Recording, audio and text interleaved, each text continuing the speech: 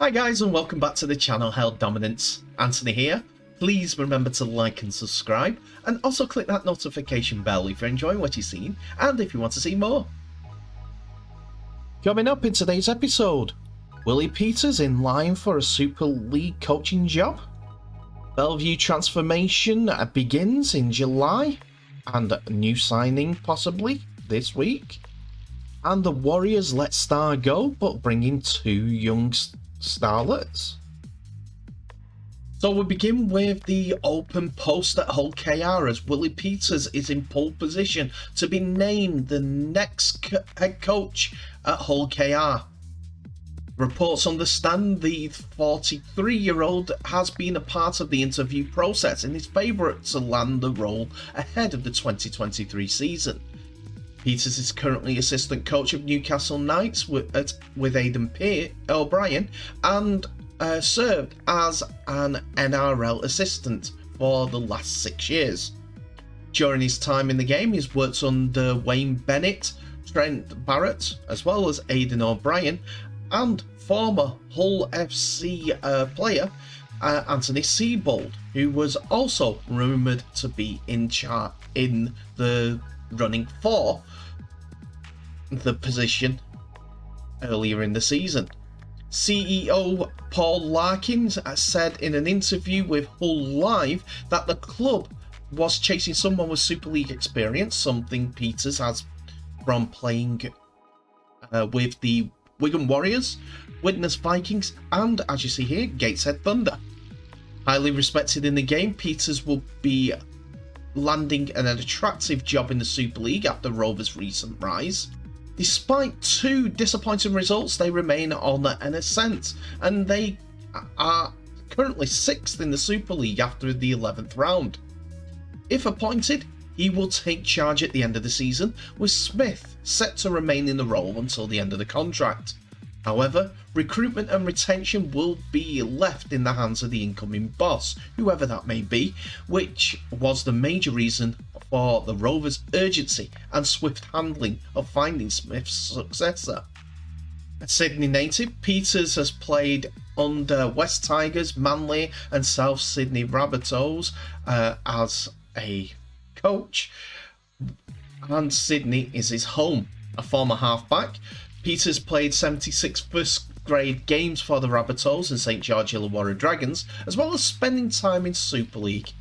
As a coach, Peters was in charge of the West Tigers under-20s in 2016, before moving to Manly as an assistant that following year. Working as a development coach at South Sydney in 2017, he returned to an assistant role following a year alongside Anthony Seibold and later Wayne Bennett. Peters joined the Knights in 2020 and is entering his 3rd season at the Knights, so has a lot of experience at the lower levels. Whether this appointment will be a positive for Hull KR in the future, I don't know, but I do have one thing that I do know. Hull KR are going to miss Tony Smith for a few years.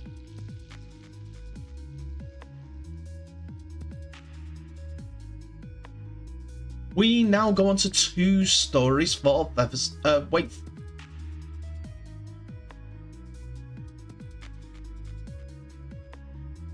We now go on to two stories concerning Wakefield Trinity, as their chairman John Minards said that the club are on track for an emotional farewell to the East Stand, with work set to get underway on July the 4th. The Super League's historic home is set to undergo a major transformation in the next year, with the East Stand, seen on the left side across from the picture, from where the picture's taken, should I say, being completely rebuilt, and the North Terrace also getting a significant makeover to the left of where this picture taken. Minards has been actively following the club for the past 5 decades and confirmed the home clash with Wigan Warriors will see the final game of the before the East Stand is demolished, with work on a new 2,500 constructed stand is began on the construction side. Trinity hope to have the flagship new East Stand, which will incorporate changing room facilities and a restaurant at the top of the match for match day corporate hospitality, to a fully functioning site by July 2023 in the club's 150th anniversary year. Minaz told Rugby League Live, "We're on track, and while I can't say that we've nailed everything down yet, we're due to do that in the next couple of weeks." I guess the headline is that the timetable for commencing demolition of the East Stand is July the 4th, which is the day after we play Wigan at home. We've chosen that day, and it's a date which is entirely consistent with the timetable we're working to. We have a couple of home games in June against Hull FC and Warrington Wolves, and then Wigan on July the 3rd, which will be the last match played in front of the old East Stand. Clearly, the first thing that needs to happen is demolition before we start building, and that will happen the following week. It's proceeding to the timetable. Day in and day out, there will be little frustrations which will crop up, but that's just how things are at this stage of such a major project. But we are in a good place. It will be twice the dimension upwards and backwards, and should be finished around 12 months after construction begins. The North Stand makeover will take place during the close season, and that will be the next thing to happen. We're anticipating having a new screen in place in the next few weeks as well. The community hub in the corner of the ground will undergo complete refurbishment, but that won't happen until we've got the East Stand in place. That will come in 2023, so everything is in hand. We have a timetable, and we have a date, believing everything will run to schedule. On the field, Warrington Wolves forward Rob Butler is set to be added to the Wakefield Trinity squad. Reports understand Trinity have secured a permanent deal for the prop and will sign on a deal until the end of next season, 2023.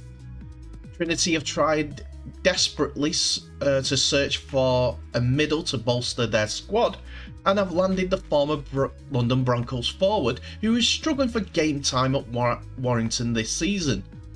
The 23-year-old arrived at Warrington in 2021, but has made just 5 Super League appearances for the club, including 1 this season.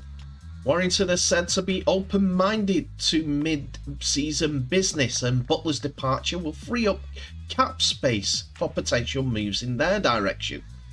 He's expected to be announced in the coming days and will be in contention for the Wakefield's basement battle with Toulouse next week.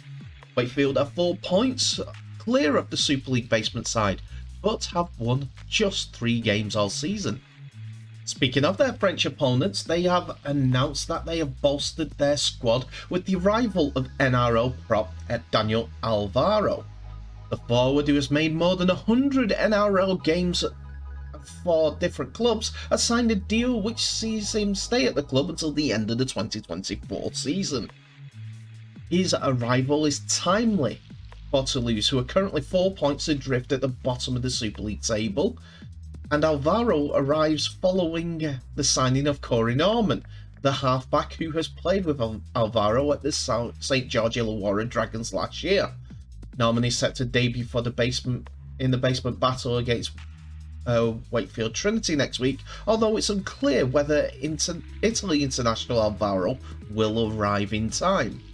He debuted in the NRL with Parramatta in 2015 before moving to the Dragons last year.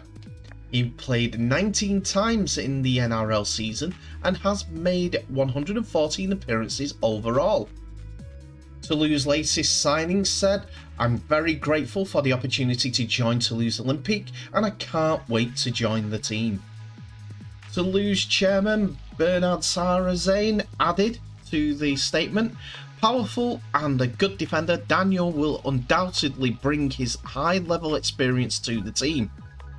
Always in a desire to continue to improve the workforce, he arrives at a key moment of the season to help the players at the dawn of the return phase of the competition. We can't wait to see him in the colours of TO so that he can show us all his talents. And finally today, the New Zealand Warriors have signed 2 players from Sydney Roosters to fill the void left by Kodi Nikorima, who joined the South Sydney Rabbitohs. The Warriors were granted New Zealand international Nikorima a release from his contract so that he can take an opportunity with the Rabbitohs, and he signed a new deal with the Souths for the remainder of 2022, and with the player having an option for 2023. The 28-year-old has made 145 appearances for the Warriors and the Brisbane Broncos during his time in the NRL. He also has played 15 tests for the Kiwis and also represented the Maori All-Stars.